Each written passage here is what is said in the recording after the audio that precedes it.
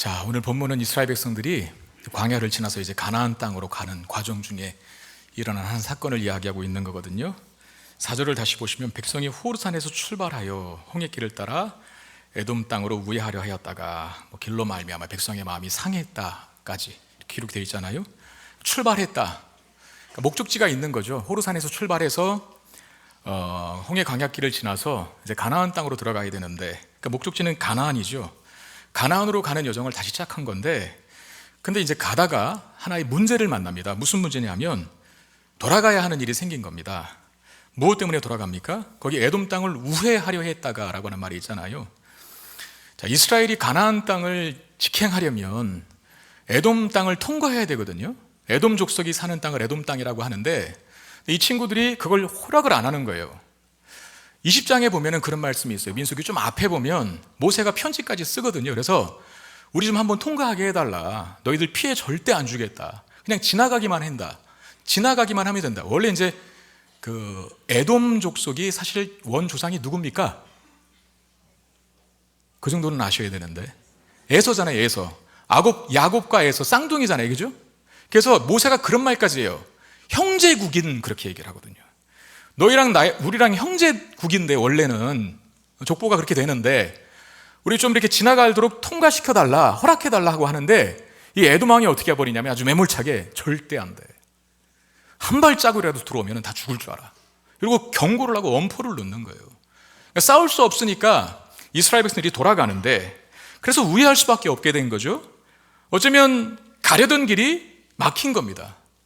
광야를 지나서 에돔 족속을 통과하면 빨리 갈 수 있는 가나안 땅이었는데 가던 길이 막히는 일이 발생한 거죠. 여러분, 우리 인생에도 가다가 막히는 일들이 많이 경험되지 않습니까? 우리에게 많은 계획들, 또 바람들, 소원들, 또 희망들이 있었는데 사실 몇 년까지 갈 필요도 없고 올 23년도 이제 막바지에 접어들었는데 이 한 해 동안 사실 연초에 이런저런 계획들을 가지고 이런저런 일을 추진하시고 실행하셨을 거예요. 됐습니까? 바람과 계획대로 결실이 주어졌나요? 아마 안 됐거나 또는 실패했거나 아니면 포기됐거나 아니면 미치지 못했거나 하는 분들이 굉장히 많을 겁니다. 크게 우리나라만 보더라도 예기치 못한 난관들을 얼마나 자주 만났습니까? 가야 하는데 가지 못하게 되는, 대표적으로 IMF 사태가 그랬죠. 정말 그 전까지는 다 장밋빛 노래를 불렀었어요. 야, 우리나라 이러다가 엄청 잘 살게 되겠다. 모두가 다 잘 사는 나라가 되겠다. 그러면서 펑펑 썼잖아요. 그러다가 갑자기 이 사태를 만난 건데, 그때 수많은 사업하는 사람들이 스스로 목숨을 끊었어요. 참 안타깝고 애석한 일이지만 못 사는 거죠. 다시금 재기할 가능성, 희망이 보이지 않으니까 스스로 목숨을 끊는 사람들이 참 많았습니다. 그리고 최근에는 코로나19를 만났죠, 나라적으로. 물론 우리나라뿐만 아니라 전 세계가 코로나19 때문에, 이 전염병 때문에 그야말로 재앙과 같은 시기를 한 2년 넘게 보냈는데, 정말 이 사상 초유의 사태 속에서 우리는 아주 평범한 일상을 그리워해야 하는, 평범한 일상, 뭔가 특별하고 위대한 일상이 아니라 평범한 일상을 그리워해야 하는 그런 처지를 경험했었습니다. 아시겠지만 그때 교회가 참 많이 힘들었어요. 교회가. 왜냐하면 교회는 일단 모여야 되거든요. 모여서 하나님 앞에 예배하고 같이 모여서 교제하고 찬양해야 되는데 그걸 못하니까 얼마나 힘들었습니까? 여러분도 모르게 저는 정말 많이 힘들었습니다. 예배 속에서 능력을 받고 찬양 속에서 은혜를 경험하고 기도하면서, 뜨겁게 간절히 기도하면서 하나님을 높이고, 그래서 충전받아서 다시 세상에 나가 살아야 되는데 그걸 못하는 거예요. 여러분 한번 생각해보세요. 이 텅 빈 공간에서 나 혼자 설교한다고 생각해보세요. 교육자들 한두 명 앉혀있고. 쉬운 일이 아닙니다. 눈을 어디다 둬야 될지 모르겠어요. 눈을. 그때 그 생활을 우리가 얼마나 많이 했습니까? 나라에서는 모이지 말라고 하고 교회가 얼마나 많은 욕을 먹었습니까? 그때 그 사람들은 모르죠. 우리가 예배가 얼마나 중요하게 여기는지, 예배가 우리의 생명이고 능력인지 그분들은 몰라요. 그래서 모이지 말려면 모이지 말지 왜 자꾸 모여라고 간단하게 얘기할 수 있는 문제가 아니라는 거죠. 우리 입장에서는 얼마나 많이 힘들었었습니까 그때. 근데 감사하게도 이제 코로나가 끝났어요.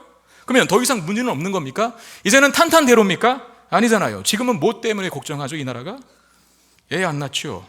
저출산으로 나라가 소멸될 위기에 놓였다라고 아우성드립니다. 결혼 안 하고 애 안 낳는 젊은이들 탓할 게 아니라 안 좋다는 거예요. 안 좋다는 거. 동물들도 그런다면서요. 번식 환경이 좋지 않으면 새끼 안 깐답니다. 누가 그러더라고요. 동물학자가. 우리나라 사람들이 애를 안 낳는 이유를 그런 식으로 분석을 해요. 살기 좋으면 날 텐데 살기 안 좋으니까 안 난다는 거예요. 동물학적으로 분석을 하더라고요. 이러다가 50년 후에 이 나라가 멸족될 수도 있겠다, 소멸될 수도 있겠다, 그 걱정이 아우성치는 이야기들이 여기저기서 들립니다. 나라적으로도 그렇고 우리 개인은 안 그렇습니까? 우리 인생은 항상 탄탄대로가 놓였나요? 막히는 일들을 너무 많이 경험하지 않습니까? 제가 다 신방을 통해 들은 얘기는 아니지만 저도 신방할 때가 있고 또 듣는 얘기고 보고를 받을 때가 있는데, 그때 저희 교회를 이제 다니기 시작하신 분들 중에 이런 말들을 하는 분들이 계세요. 처음에는 잘 나갔다는 거예요. 자기가 사업도 잘 됐고 돈도 많이 벌고 그야말로 승진했고 승승장구했다고 하는데, 근데 항상 뭐가 있냐면 그러나 성공했고 잘했고 잘 벌었는데 그러나 뭐 때문에 망했다, 뭐 때문에 다 까먹었다, 뭐 때문에 곤두박질 쳤다. 이게 대체적인 공통적인 인생 스토리예요. 신방 가면 대출 받아서 개업했더니 코로나19가 터졌습니다. 지금 금리가 얼마인 줄 아시죠? 5%를 넘습니다. 상상을 초월하죠. 안 망하고 버틸 재간이 어디 있습니까? 지금 평생을 열심히 일했어요. 이제 좀 쉬려고 하는데 병이 찾아왔네. 암이네. 남편이든 아내든 좀 쉬려고 했더니 병이 찾아왔어요. 투병 생활에 온갖 고초와 고난을 다 겪습니다. 우리의 자녀들은 어떻습니까? 대학 가면 취직 걱정해야 되고, 취직하면 결혼 걱정해야 되고, 결혼하면 육아 걱정해야 되는 인생의 복병들이 한둘이 아닌 거예요. 어떻게 보면 탄탄대로였으면 좋겠는데, 좀 막히는 길이 없으면 좋겠는데, 우리 인생에는 항상 막히는 일이 많이 발생합니다. 그래서 어쩔 수 없이 돌아가야 되고, 손해보는 것 같고, 시간적으로, 정신적으로, 물질적으로, 육체적으로 그런 인생 속을 걸어갑니다. 참 쉽지 않은 인생길이죠. 지금 이스라엘 백성도 딱 그 모양입니다. 목적지는 가나안이거든요. 가면 되는데 탄탄대로가 아니에요. 막혔습니다. 직행했으면 좋겠는데 이상하게 그게 잘 안 돼요. 가던 길이 막히고 막혀서 돌아가야 하는 상황이 발생하죠. 그만큼 고생과 수고를 감수해야 합니다. 그래서 어떤 결과가 초래될까요? 그들의 마음이 상한 겁니다. 안 상한 게 이상한 거죠. 네. 막히니까 상하는 거죠. 내 계획은 이게 아닌데 뭔가 장애미를 놓이니까 상하는 거죠. 그냥 앞으로 직진했으면 좋겠는데 돌아가야 하니까 상하는 거죠. 마음이. 인생이 그렇습니다. 마음 상할 일을 참 많이도 겪습니다. 믿었던 사람들에게 배신을 당해서 마음을 상합니다. 교회에 존경했던 목사님에게, 교회에 정말로 사랑했던 장로님에게, 교회에 믿고 따르던 구역장님에게 어느 순간, 어떤 때에 상처를 받아요. 마음에 쓸 수도 없는 상처를 받아서 교회를 옮기는 것 정도가 아니라 신앙생활을 포기해야 할 정도로, 이게 정말 하나님 계신 건가 싶은 생각을 갖고 큰 상처를 받는 분들이 많이 계시죠. 죄송한 얘기지만 저희 교회도 사실은 수평 이동이 많거든요. 수평 이동이 무슨 말인지 알죠? 이 교회 다니다가 상처받고 일로 오신 거예요. 그게 다 나쁜 거라고 할 수는 없지만 안타까운 일이죠. 네. 이사를 가서 또는 직장이 멀어져서 어쩔 수 없는 상황 속에서 교회를 옮기는 것뿐만 아니라 누구 때문에 상처받고 누구 때문에 시험에 들어서 누구 때문에 마음이 괴로워서 교회를 옮기게 되는 경우들이 많아요. 저는요, 동업했다는 얘기는 많이 들어봤는데 동업하다가 잘 됐다는 얘기는 거의 못 들어봤습니다. 처음에는 의기투합하죠. 우리 잘해보자. 수익 반반씩 나누고 정말 아름답게 해봐서 이 사업을 견실하게 세워서 우리 서로 윈윈하자. 그러고 시작하거든요. 나중에 어떻게 됩니까? 안 되면 안 되는 대로 서로 갈라서고, 잘 되면 잘 돼서 갈라서는, 이런 일들이 너무 많잖아요. 아예 처음부터 동업을 안 했으면 되는데 동업해갖고 인간도 잃어버리는, 사람도 잃어버리는, 친구 관계도 깨져버리는 이런 아픔을 더 많이 겪습니다. 심지어 가장 편안하고 서로 믿어주고 또 감싸줘야 할 부부지간에도 마음 상하는 일이 한둘이 아닙니다. 그렇게 사랑해서 결혼했는데, 결혼 안 하면 죽을 것 같아서 결혼했는데 어느덧 서로에게 상처만 주는 관계가 되어버리는, 우리의 자녀들은 어떻습니까? 태어났을 때 그렇게 이쁘고 사랑스러웠는데 어느덧 부모 속을 새카맣게 타들어가게 만드는 골칫덩이가 되어버린, 내가 왜 저걸 낳았을까? 내가 왜? 여러분, 처음에는 정말 이뻤잖아요. 방실방실 웃고 걸어다니면 박수 쳐줬고 유치원도 들어가기 전에 한글을 떼어버리는, 천재 아니야? 그러면서 희망의 불꽃을 피워줬던 우리의 자녀들이 지금은 어떻게 됐습니까? 제가 골칫덩이라고 표현했는데 순화된 표현입니다. 사실은 더 센 말도 할 수 있지만 넘어가겠습니다. 쉼과 안식의 장소여야 할 가족에게서조차도 안식과 평안을 누리지 못하고 반대로 철천지 원수가 되어버리는 일들이 많죠. 여러분, 그렇게 될 줄 예상하고 결혼하신 거예요? 아니죠. 우리 자녀들이 속썩이는 속을, 내 속을 새카맣게 태울 줄 알고 애 낳은 거예요? 아니잖아요. 그 반대잖아요. 장밋빛 희망과 소망 속에 결혼했고, 이 아이가 있으면 더 행복해질 것이다 라고 하는 기대를 가지고 애를 낳고 자녀를 길렀는데, 결과는 참담하게, 비참하게, 아주 힘들게, 곤혹스럽게 바뀔 때가 많죠. 여러분, 이게 인생이 가진 연약함입니다. 우리 뜻대로 안 되는 일이, 우리 뜻대로, 우리의 마음대로 안 되는 일이 인생 속에서 너무 많이 일어나요. 이스라엘 백성들도 마찬가지예요. 기대감을 가지고 가나안 땅으로 향했는데, 기대감을 가지고 출발했는데, 여러분, 출발이라고 하는 말이 참 의미심장한 것 아닙니까? 기대 없이 출발하는 게 어디 있겠어요? 목적지가 있잖아요. 그 목적지는 더 좋은 땅이래. 애국과 광야는 비교할 수 없을 정도로 기름진 땅, 옥토밭에 있는 그 땅, 가나안 땅으로 가는 그 여정을 시작했어요. 기대감, 소망, 희망으로 가득 차지 않았겠어요? 그런데 가는 길이 막혀버렸네. 돌아가야 하네. 일로 가면 직통인데 못 간답니다. 그래서 마음이 상했어요. 누가? 이스라엘 백성들이. 여러분, 마음이 상하면 마음이 상한 상태로 있는 게 아닙니다. 독소를 퍼부어야 돼요. 항상 누구 책임이다, 누구 잘못이다, 너 때문이야, 너 때문이야, 너 때문이야 라고 하면서 모든 원망과 불평을 다 쏟아내는데, 이스라엘 백성 똑같이 합니다. 5절 말씀 보십시오. 백성이 하나님과 모세를 향하여 원망하되 어찌하여 우리를 애굽에서 인도하여 내어 이 광야에서 죽게 하는가? 이곳에는 먹을 것도 없고 물도 없도다. 우리 마음이 이 하찮은 음식을 싫어하노라 하며 그랬어요. 이스라엘 백성들이 지금 누구에게 불평했다고요? 백성이 아니라 이 백성이 하나님과 모세를 향하여 원망하였다라고 되어 있습니다. 그런데 원래 이스라엘 백성들이 원망 불평을 많이 했거든요. 광야에서.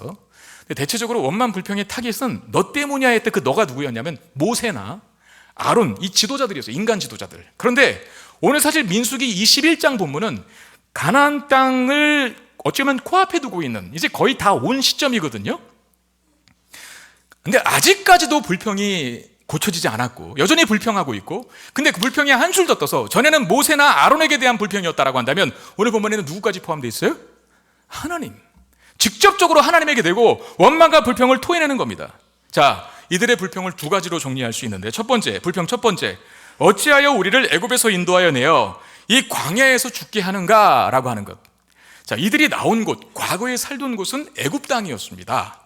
애굽, 교회 처음 나오시는 분들, 이집트입니다. 이집트, 지금의 이집트. 그 나라를 애굽이라 그래요. 그리고 지금 있는 곳은 어디입니까? 이 본문의 시점에서 있는 곳은 어디예요? 광야잖아요, 광야.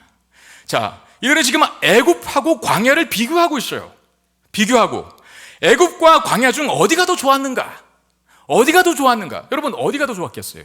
그냥 애굽이라고 간단하게 생각해서 애굽 땅이 더 좋았다라고 말할 수 있겠지만, 그런데 이스라엘이 과거에 애굽에서 살 때 뭐 했는 줄 안다면, 뭐 하고 살았는 줄 안다면 그 얘기 달라질 겁니다. 애굽 땅에서 이스라엘 백성들이 하고 산 게 뭐였어요? 노예였어요. 노예. 자유도 없고 억압, 착취, 멸시, 천대받는 족속들. 애굽 사람에게 엄청 무시당했거든요. 그리고 고생 죽을도록 했어요.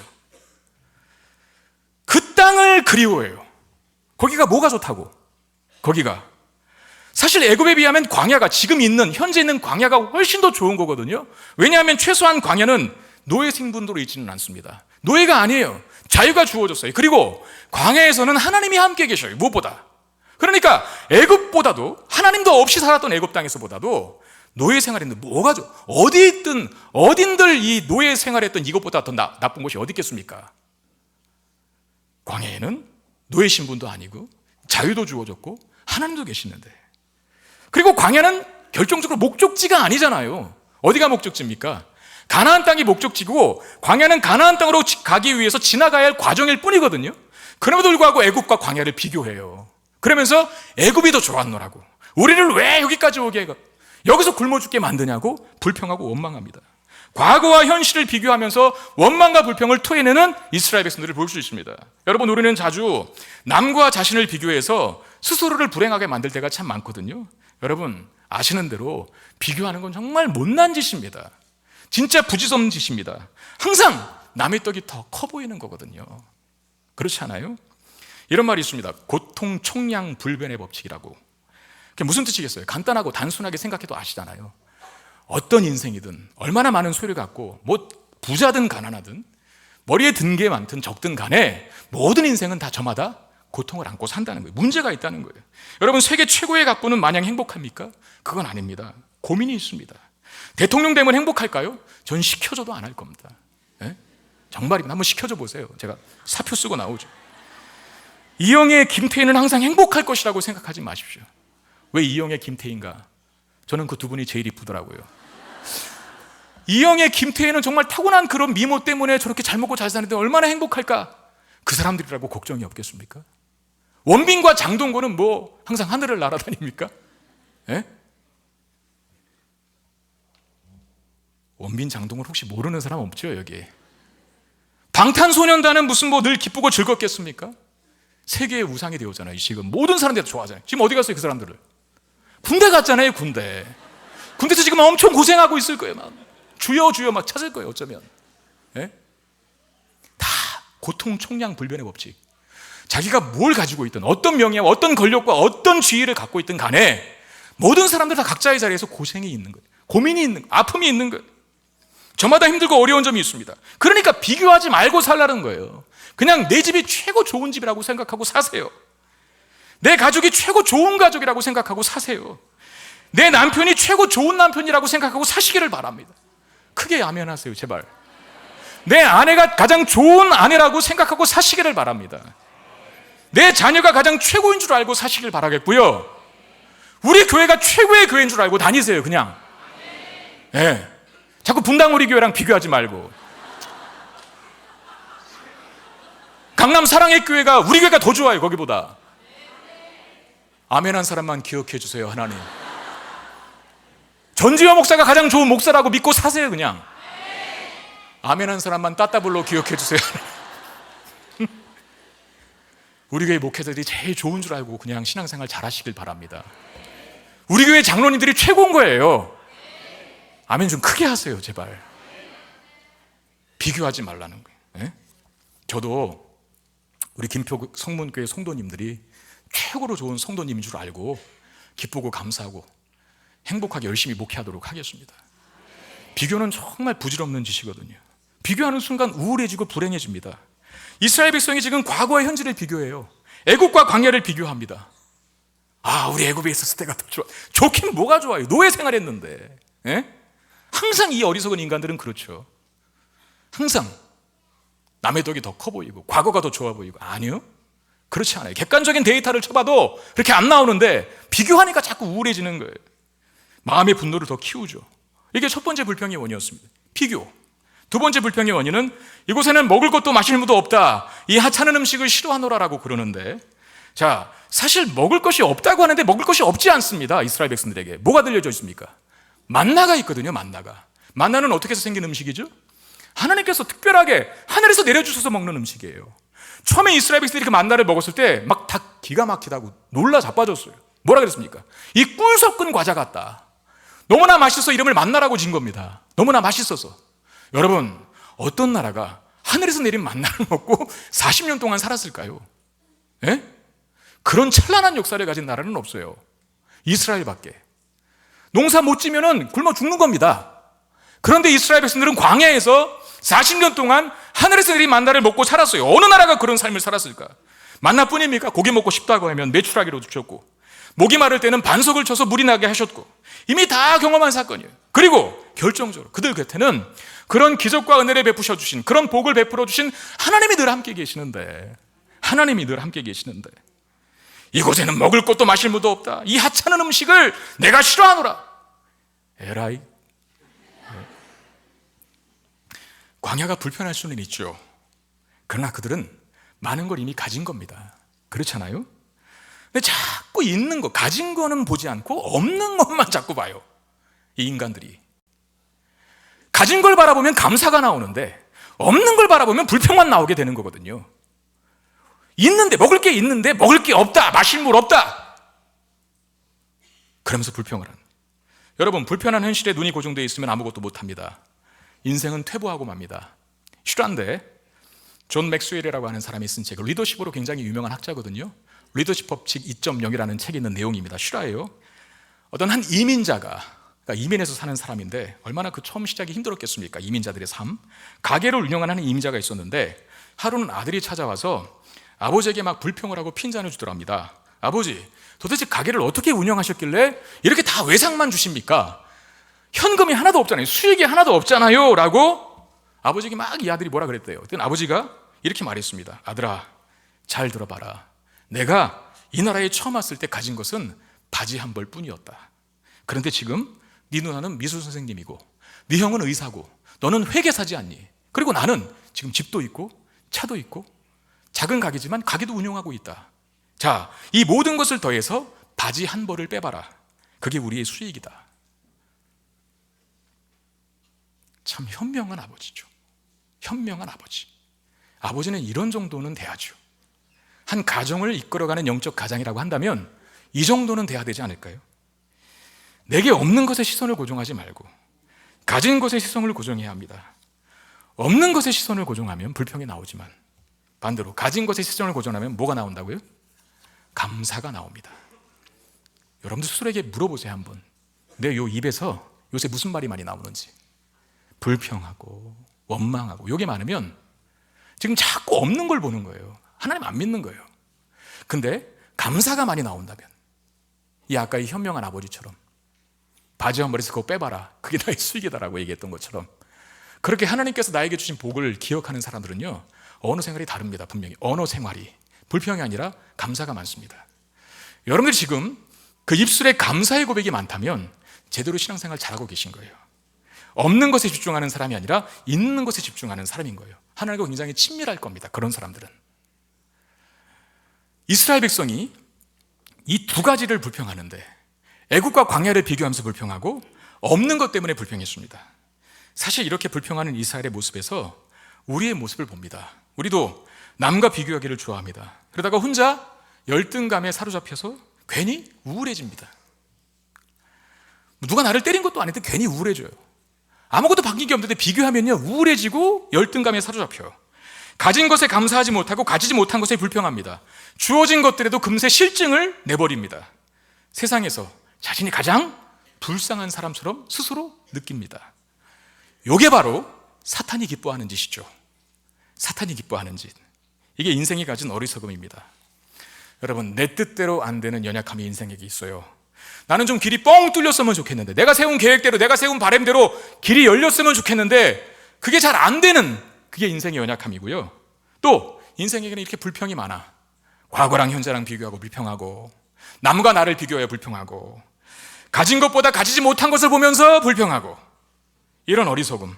그러니까 내 뜻대로 안 되는 연약함과 불평이 많은 어리석음을 가진 우리가, 이 인간이 어떻게 하면 광야와 같은 인생에서 안전하게 살 수 있을까요? 목적지까지 무사히 도착할 수 있는 비결은 뭘까요? 자, 시편 23편에 그 답이 있습니다. 시편 23편 1절. 여호와는 나의 목자시니 내게 부족함이 없으리로다. 목자라 그랬어요. 그럼 자기는 누구라는 겁니까? 양이라는 거죠. 자, 양은 혼자서 살 수 없는 동물입니다. 양은 반드시 목자의 손에 의탁되어 있어야 합니다. 목자가 보살피는 양은 그래서 어디에 있든지 안전합니다. 혼자는 못 사는데, 죽었다 깨어나도. 근데 목자와 함께 있으면 양은 어디에 있든지 안전해요. 그래서 이런 구절이 있는 거예요. 그 다음에 시편 23편 4절 상반절에 내가 사망의 음침한 골짜기로 다닐지라도 해를 두려워하지 않을 것은, 사망의 음침한 골짜기, 인생의 모든 시련과 고통과 고난의 장소를 뜻하는데, 뭐 인생의 복병, 인생의 장애물, 인생의 시련, 가장 위험하고 고통스러운 것을 총망라한 장소, 사망의 음침한 골짜기거든요. 그런데 거기 있으면 두려운 게 맞는데 두려워하지 않을 것이다 라고 말해요. 그 이유가 뭡니까? 그 다음 구절입니다. 시편 23편 4절 하반절에 주께서 나와 함께 하심이라. 주의 주의 지팡이와 막대기가 나를 안위하시나이다. 사망의 음침한 골짜기에 들어가면 두려운 건데 두렵지 않대요. 그렇게 고백했던 이유는 목자 되신 하나님의 막대기와 지팡이가 자기를 지켜주기 때문에. 여러분, 인생에게는 반드시 목자 되신 하나님이 필요합니다. 그래야 우리의 연약함과 우리의 어리석음을 극복할 수 있어요. 그러나 목자 되신 하나님을 떠난 인생은 그 한계와 어리석음 때문에 반드시 광야에서 망하고 맙니다. 목적지까지 못 가요. 광야에서 죽게 됩니다. 자, 하나님께 원망과 불평을 쏟아내는 이스라엘 백성들, 하나님께 원망과 불평을 쏟아낸 이스라엘 백성들이 어떻게 되는지를 한번 보세요. 본문 6절입니다.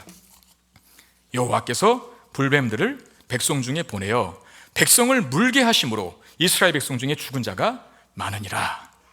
맹독을 가진 불뱀에게 물려서 많은 사람들이 죽어요. 여기 이제 살모사과에 속한 뱀이라고 하는데, 아무튼 독이 굉장히 많아서 이거 한번 물리면 죽나 봅니다. 여러분, 불평하고 원망했던 이스라엘 백성들에게 하나님이 불뱀을 보내시사 물려 죽게 만드신 이 사건을 통해서 우리가 깨닫게 되는 게 뭡니까? 하나님과의 관계에 문제가 생기면 죽는다는 거예요. 다시, 하나님과의 관계에 문제가 생기면 죽는다는 겁니다. 자, 이스라엘 백성들이 뭐 때문에 불평했죠? 뭐 때문에 죽겠다고 아우성쳤죠? 먹을 것이 없다고, 또 마실 물이 없다고. 먹을 것이 없어서 죽게 되었다, 마실 것이 없어서 죽게 되었다라고 불평을 했는데, 자, 먹을 것이 없어서 굶어 죽은 사람 한 명도 없어요. 자, 마실 것이 없어서 목말라 죽은 사람 한 명도 없어요. 그들의 우려대로 되지 않았다는 겁니다. 그들은 먹을 것이 없어서 죽을 것 같았어요. 그들은 마실 것이 없어서 죽는 줄 알았어요. 그래서 불평했거든요. 먹을 것, 마실 것 없어서 죽는 사람이 있습니까? 여기 본문에 보면 없어요. 근데 뭐 때문에 죽습니까? 하나님과의 관계가 깨어지면 죽습니다. 하나님께 불평하잖아요. 원망하잖아요. 하나님과의 관계에 금이 간 겁니다. 하나님을 원망하고 하나님 향하여 불평하니까 죽음이 찾아온 거예요. 아까 보았던 시편 23편의 말씀에 빗대어 설명하면 양이 목자를 떠나니까 죽음이 찾아온 겁니다. 양은 혼자 살 수 없는 동물이에요. 목자와의 관계가 깨어져 버려서 목자를 떠나가는 순간에 양은 잡아먹힙니다. 함정에 빠지든 맹수에게 잡아먹히든 그게 인생이거든요. 하나님과의 관계가 깨어진 인간에게는 필연적으로 죽음이라는 게 찾아와요. 환경이 문제가 아닙니다. 내가 가진 것에 적고 많음이 문제가 아닙니다. 뭐가 문제입니까? 하나님과 나와의 관계가 문제인 겁니다. 사도행전 27장에 보면 바울이라고 하는 사람이 있는데 굉장히 믿음 좋은 사람이죠. 예수 잘 믿고 하나님 잘 신앙하는 사람인데, 그 사람이 죄수의 신분으로, 복음 전한 것 때문에 그 죄수의 신분으로 로마라고 하는 배를 타게 되는데, 그 소위 경찰들하고, 근데 그 배가 알렉산드리오호라고 되어 있거든요. 그 당시에 276명이 타는 배우면 굉장히 큰 배 아닙니까? 목선일 텐데, 나무로 만든 배일 텐데 276명이 탔다고 성경이 얘기해요. 근데 그 배가 가다가 바다 한복판에서 뭘 만나냐면 허리케인을 만나요. 유라굴로라고 이름하는. 근데 그 유라굴로라고 하는 허리케인을 만나면 배 중에 10대 중에 9대는 다 파손하고 침몰한답니다. 아주 무서운 허리케인이에요. 처음에는 선원과 선장들이 필사적으로 살려고 막 노력을 하죠. 뭐 짐도 다 부려버리고, 뭐 깨지려고 하는 배를 막 꼭 밧줄로 꽁꽁 묶고 하면 별짓을 다 했는데도 불구하고 상황이 개선되지를 않습니다. 그래서 다 포기하고 이제 우리 죽었구나 라고 다 나가 자빠져 있는데, 바울이라는 사람이, 그 배 안에 탄 바울이라는 사람이 이렇게 말합니다. 사도행전 27장 22절 25절. 내가 너희를 권하노니 이제는 안심하라. 너희 중 아무도 생명에는 아무런 손상이 없겠고 오직 백뿐이니라. 나의 속한 바 곧 나의 섬기는 하나님의 사자가 어젯밤에 내 곁에 서서 말하되, 바울아 두려워하지 말라. 네가 가이사 앞에 서야 하겠고 또 하나님께서 너와 함께 행하는 자를 다 내게 주셨다 하였으니 그러므로 여러분이요 안심하십시오. 나는 내게 말씀하신 그대로 되리라고 믿습니다. 참 멋있죠. 바울이 하늘에서 떨어진 게 아니었거든요. 같이 허리케인 때문에 고통당하고 있었어요. 그 배에 탔었으니까.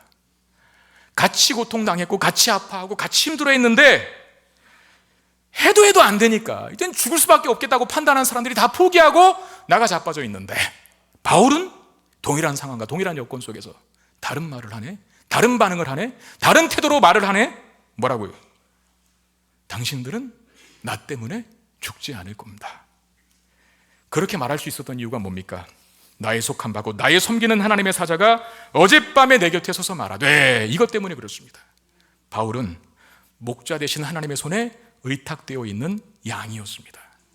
그래서 사망의 음침한 골짜기를 지날 때에도 두려워하지 않고 오히려 살 수 있다고 희망을 이야기할 수 있는 사람으로 살 수 있었던 거죠. 그렇다면 지금 본문에서 이스라엘이 지금 겪고 있는 문제 뭡니까? 불뱀에 물려서 아주 죽을 고통을 당하고 있는 많은 사람이 이미 죽어나갔어요. 이 고통스러운 상황을 해결하기 위해서는 잘 들어보세요. 단 한 가지만 필요합니다. 뭘까요? 깨어진 하나님과의 관계를 다시 회복하는 겁니다. 그거면 돼요. 이게 전부입니다. 근데 이걸 안 하면 그 무엇으로도 해결이 안 됩니다. 하나님과의 관계가 깨어져 버렸기 때문에 죽은 거예요. 불뱀에 물린 거예요.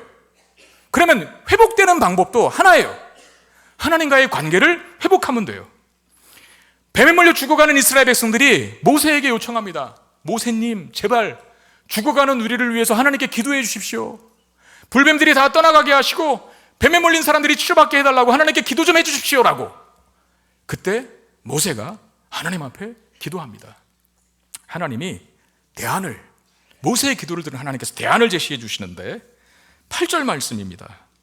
여호와께서 모세에게 이르시되 불뱀을 만들어 장대에 매달으라. 물린 자마다 그것을 보면 살리라. 이게 대안이에요. 이게 해법이에요. 이게 하나님께서 제시해 주신 방법이에요. 뭐라고요? 불뱀을 어디다 달래요?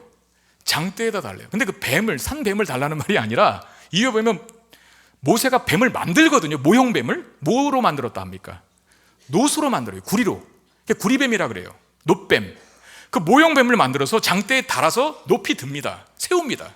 그리고 그거 보면 산대요. 이게 말도 안 되는. 여러분 같으면 하겠어요? 에이, 거짓말. 좀 뭔가 같아야 하지. 순종할 만해야 하지. 예를 들면 이렇게 명령하는 게 더 좋지 않을까요? 저기 높은 산꼭대기에 올라가면 이파리 빨간 6개가 있는 풀이 있는데 그거 잔뜩 따와라. 그리고 그거 절구에 빠서 즙을 내서 거기다 소금을 좀 뿌리고 설탕가루로 조금 뿌리면 좋다. 그리고 너의 눈물을 3방울 섞어라. 그런 다음에 뱀에 물린 데다 발라라. 알겠습니다. 얼른 뛰어갈걸요? 왜? 그럴듯하니까.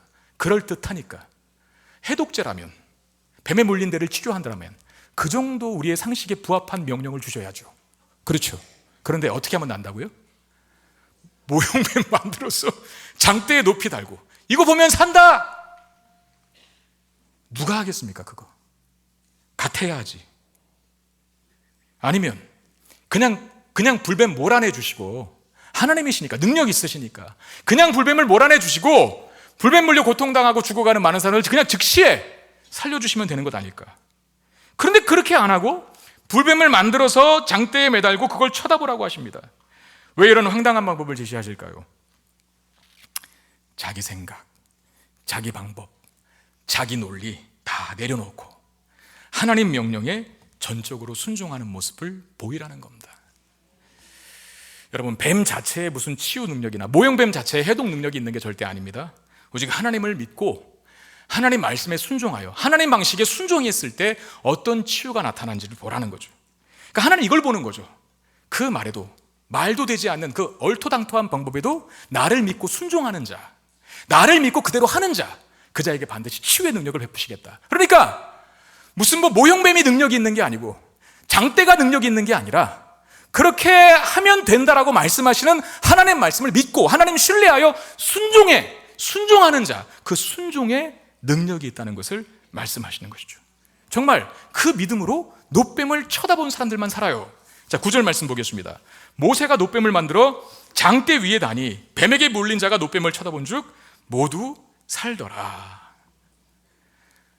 여러분, 이 사건이 구약에 일어난 사건이거든요. 이스라엘 백성들이 가나안 땅으로 가는 과정 중에 광야에서 일어난 사건인데, 그럼 몇백 년이 지난 다음에 예수님께서 이 땅에 오시잖아요. 1세기에 예수님께서 이 민수기 사건이 있었던, 모세가 모형뱀을 만들어서 장대에 높이 달아 그걸 쳐다본 즉 살아났던, 이 불뱀에 물린 사람들이 살아났던 이 사건을 이렇게 해석하셔요.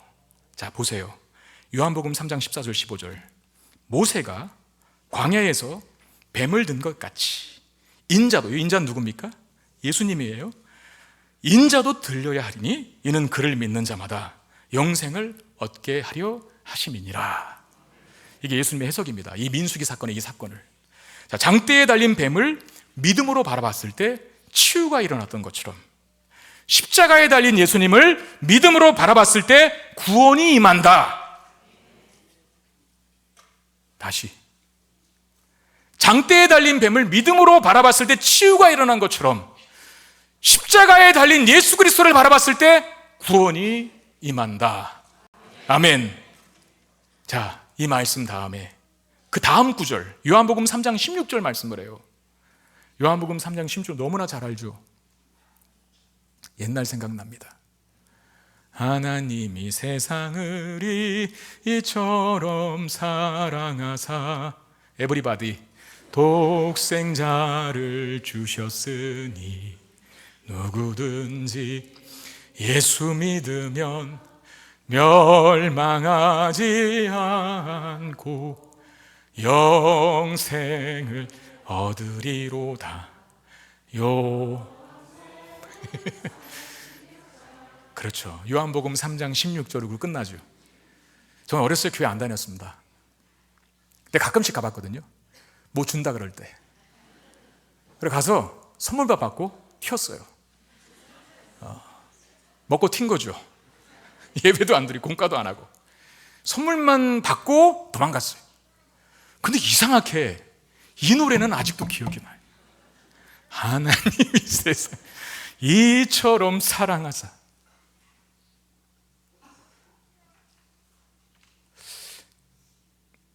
어쩌면 그 말씀이 내 안에 들어와 있었던 건 아닐까요? 그래서 때가 되자 고등학교 1학년 때 처음 교회를 나가기 시작한 건 아닐까요? 네? 헛된 게 하나도 없다니까. 우리 애들이 예배 안 드리는 것 같아도 어쩌면 우리도 모르는 사이에 다 새기고 있을지도 몰라요. 요한복음 3장 16절. 네. 나의 생각, 나의 방식이 아닐 수도 있죠. 야, 구원 얻으려면 뭐 좀 기가 막힌 방법이 필요하지 않을까? 근데 인간들은 다 그렇게 생각하죠. 본래 인간은 자꾸 자기 안에서 구원을 찾고자 하는 욕구들이 있거든요. 그래서 여러분, 기독교, 제가 단언하건대 기독교, 이 교회를 제외한 다른 인간이 만든 모든 세상 종교는, 제가 폄하하는 게 아니라 그렇습니다. 이런 특징이 있어요. 인간들은 다, 인간이 만든 종교는 자신 안에서 구원을 찾고자 해요. 그래서 고행하라고 합니다. 일천배들이라고 해요. 탑주의를 천바퀴 돌라고 얘기합니다. 공덕, 치성, 선행, 열심, 노력, 이런 걸 해야 구원받는다고 얘기하는 게 세상 종교예요. 근데 이게 미친 짓인 게, 뱀에 물려 죽어가는 사람이 어떻게 천배를 합니까? 뱀에 물려 죽어가는 사람이 어떻게 탑을 천바퀴 돕니까? 뱀에 물려 죽어가는 사람이 어떻게 선행을 해요? 죄라고 하는 맹독이 우리 안에 퍼져 있는데 우리가 할 수 있는 게 없어요. 구원을 위해서. 그래서 하나님의 방식, 참 얼토당토하고 말도 안 되는 것 같고 우리의 이성과 합리적인 내용에 부합되지 않는 내용이지만 그거밖에 없는 거예요. 하나님이 하시는 방법. 그냥 쳐다만 말아놓은. 내가 1000번 절하라고 하지 않을게. 탑주의를 300번 돌라고 말하지 않을게. 너 그거 할 수 없어. 다만 믿기만 해. 쳐다만 봐. 그게 십자가입니다. 그게 하나님 방식이에요. 기독교는 단순하고 간단합니다. 나의 죄를 위해 십자가에 달린 예수 믿음으로 바라보기만 하면 됩니다. 그게 하나님의 방식이에요. 너무 쉬워서 믿음이 잘 안 갑니까? 우리는 뱀에 물려 죽어있는 사람들이에요. 죄의 독이 잔뜩 퍼져서 뭐라 할 수도 없어요. 시켜도 못해요. 하나님 우리를 구원하시길 원하십니다. 그래서 우리 편에서 할 수 있는 거 하나, 쳐다만 보면 되게끔, 나머지는 내가 알아서 할게.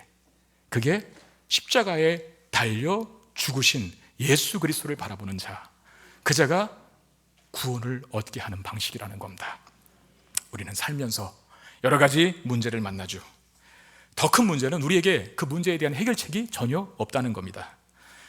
그런 우리에게 하나님의 해결책을 제시해 주신 거예요. 왜? 우리 안에는 해결책이 없으니까. 그 해결책이 뭡니까? 나를 위해 십자가 달리신 예수 그리스도를 바라보라고. 납득이 안 되죠. 이해가 안 되죠. 납득이 안 되고 이해가 안 가도 믿음으로 바라보십시오.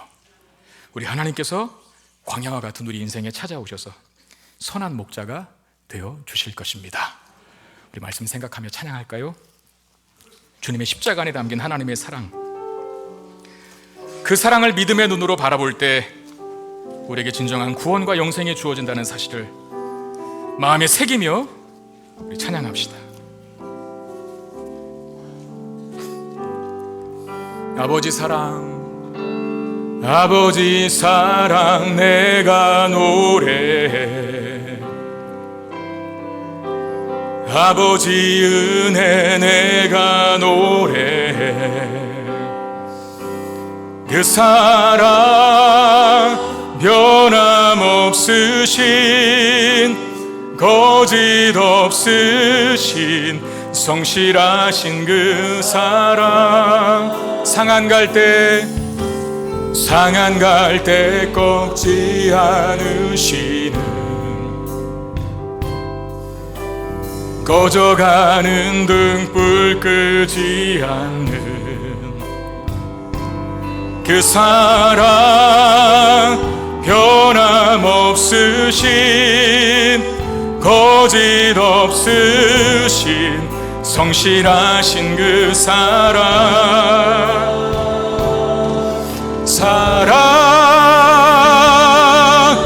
그 사랑, 날 위해 죽으신, 날 위해 다시 사신 예수 그리스도, 다시 오실 그 사랑, 죽음도 생명도 천사도 하늘의 어떤 권세도 끊을 수 없는 영원한 그 사랑. 다시 한번 찬양합시다. 아버지 사랑 내가 노래해. 아버지 사랑 내가 노래해. 아버지 은혜 내가 노래해. 아버지 은혜 내가 노래해. 그 사랑 변함없으신 그 사랑, 변함없으신 거짓 없으신 성실하신 그, 상한 갈 때 꺾지 않으시는, 상한 갈 때 꺾지 않으시는, 꺼져가는 등불 끄지 않으시는, 꺼져가는 등불 끄지 않는 그 사랑, 변함없으신 거짓 없으신 성실하신 그 사랑,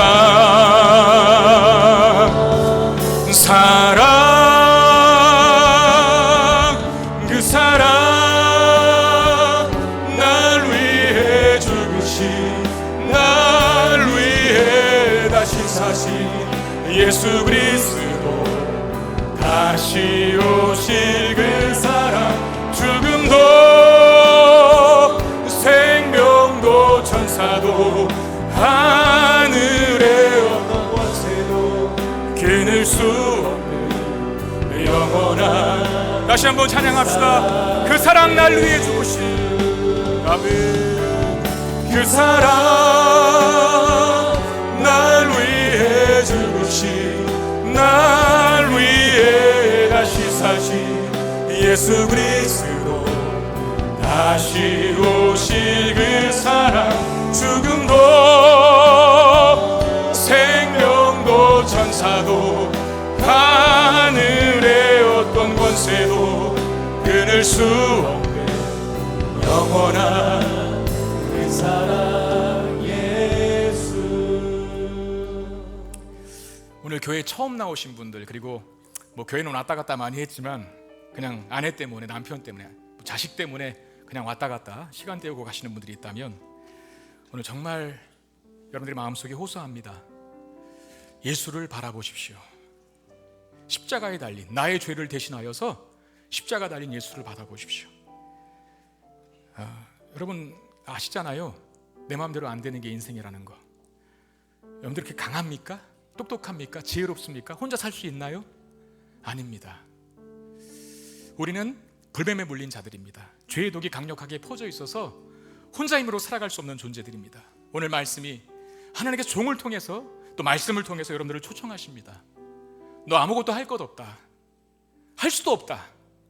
다만 너의 죄를 위해 십자가에 달린 예수 그리스도, 그분을 봐라.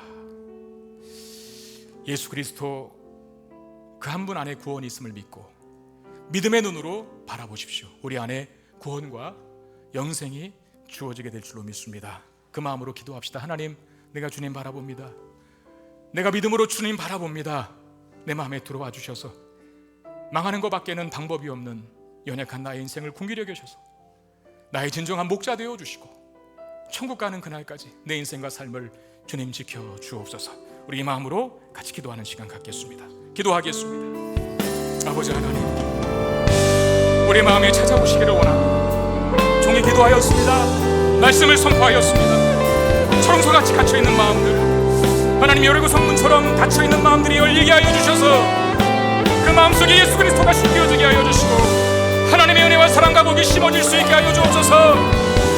주님 십자가 안에 나를 위해 장대에 높이 달리신 예수 그리스도를 바라볼 때에 죽음이 중단되고 생명이 시작된 줄로 믿습니다.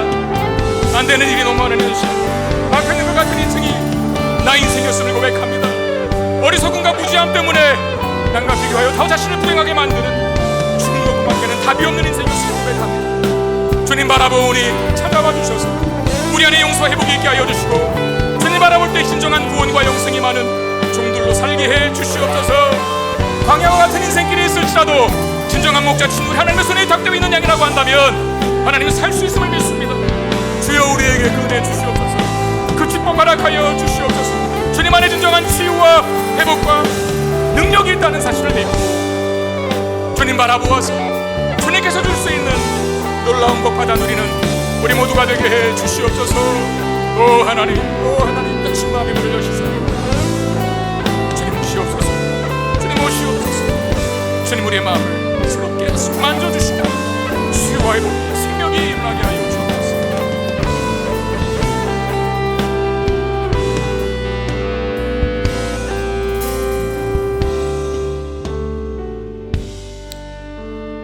하나님, 우리의 인생 속에 안 되는 것이 참 많고 계획대로 하려고 하다가도 이런저런 보병과 장애물 때문에 실패하고 좌절하고 낙심할 때가 한두 번이 아니었음을 고백합니다.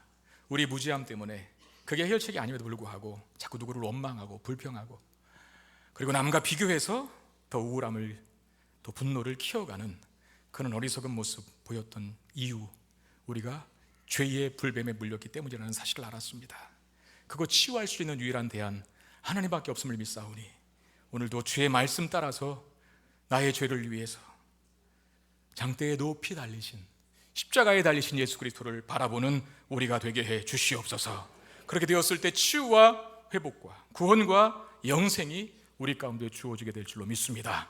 내 방법이 아니고 내 생각대로가 아니고 내가 생각했던 방식이 아니다 하더라도 하나님께서 하신 방식이오니 믿음으로 순종하여서 광야와 같은 이 인생길을 목자 되신 하나님의 손에 의탁되어 영생의 길로 인도받는 축복된 삶 사는 우리 모두가 되게 해 주시옵소서. 우리 마음과 정성을 담은 예물 드립니다. 주님 받으시고 당신의 영광을 위해서 귀하게 쓰여지게 하시고 한 주간 목자 되신 하나님의 손에 의탁되어 모든 필요를 공급받는 복된 인생 되게 해 주시옵소서. 우리 주 예수 그리스도 이름으로 간절히 축복하며 기도하옵나이다. 아멘.